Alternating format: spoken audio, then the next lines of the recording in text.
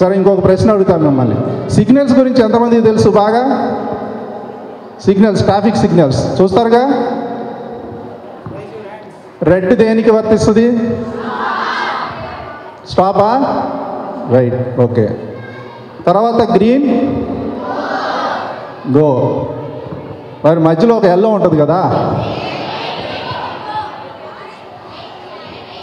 ఆరెంజా? Okay sir, orange or yellow whatever. దేనికి వర్తిస్తుంది? Wait for what?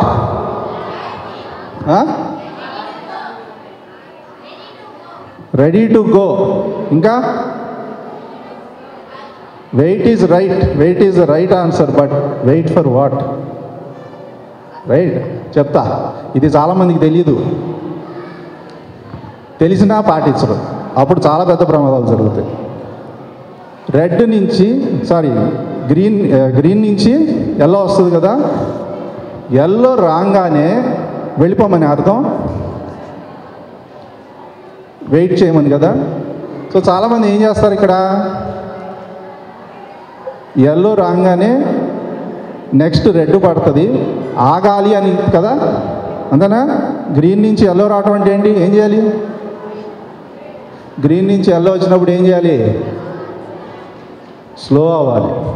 చాలామంది ఏం చేస్తారు, ఎల్లో పడింది నెక్స్ట్ రెడ్ పడుతుందని ఇంకా ఫాస్ట్గా వెళ్తారు. అర్థమైందా? ఆ పొరపాటు ఎప్పుడు చేయండి. మీరు ఎంతమంది బైకులు నడుపుతున్నారు? ఇంకా బైకులు నడపడం వచ్చా? నడుపుతావా? Very good. నువ్వు నడుపుతావా? నీ వయసు ఎంత? ఏజ్ ఎంత? 17.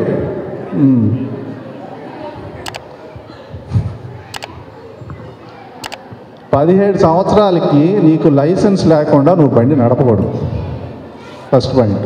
ఓకే, సో ఇవన్నీ దృష్టిలో పెట్టుకోండి. సరదాగా బైకులు నడపడం అనేది తప్పు. ఓకే, సో ఇటువంటి జాగ్రత్తలు తీసుకోండి. ఇట్లా చెప్పుకుంటూ పోతే అనేక ఉదాహరణలు ఉంటాయి మనకి.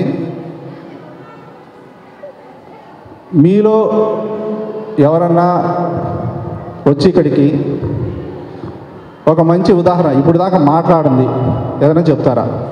ప్రమాదం ఎగ్జాంపుల్ చెప్తూ దాన్ని ఏ విధంగా జరగకుండా చెయ్యొచ్చు, ఎవరైనా పర్లేదు, ఒకళ్ళు. నేను చెప్పిన ఉదాహరణ కాకుండా ఎనీథింగ్, ఇది మీ బ్రెయిన్కి వర్క్. ఇది ఎవరు చెప్తారు వెనకాల?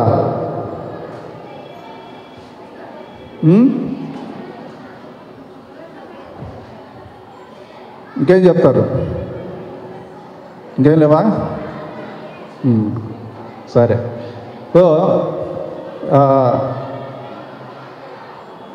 మీరు ఎటువంటి వర్క్ చేస్తున్నా గుర్తుపెట్టుకోండి, మీ అశ్రద్ధ వల్ల కానీ మీ అశ్రద్ధ వల్ల మీకు కానీ మరొకరికి కానీ ప్రమాదం జరిగే అవసరం ఉంది. అటువంటివి జరగకుండా చూసుకుంటూ మీరందరూ చక్కగా చదువుకొని మరింత పై స్థాయికి వెళ్తారు. సో ఇవన్నీ గుర్తుపెట్టుకొని మీరు తప్పకుండా ఇంప్లిమెంట్ చేయండి ఫ్యూచర్లో. మరొక్క ముఖ్యమైన ఎగ్జాంపుల్ చెప్తాను, ఎగ్జాంపుల్ చెప్పి ముగిచ్చేస్తాను. ప్రమాదం ఏ విధంగా మనకు తెలియకుండా. వాటర్ కదా నువ్వు చెప్పింది, అమ్మ ఇందాక వాటర్ని ఎవరు చెప్పారు? నువ్వే కదా వాటర్ అని చెప్పింది. వాటర్ వల్ల ఎటువంటి ప్రమాదం జరిగింది చెప్పు పర్లేదు. ఇది సెషను సరదాగా పెట్టిన సెషన్ కాదు, ఇది చాలా సీరియస్ సెషను. మనం సరదాగా మాట్లాడమ్మా. వాటర్లో ఎలక్ట్రికల్ వైర్ పట్టడం వల్ల. Okay, right. ఇంకా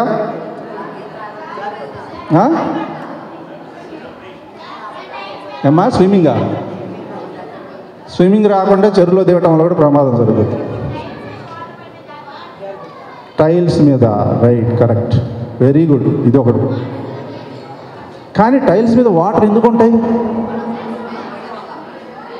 చెప్పు? మంచినీళ్ళు పట్టుకున్నప్పుడు పడతాయి. మీరు అందరూ తెలియగలవాళ్ళే. అసలు మాకు ఈ సెషన్తో పని లేదు. లెక్క ప్రకారం మీకు ఇంత అవేర్నెస్ మాకన్నా ఎక్కువ ఉంది ఆల్రెడీ.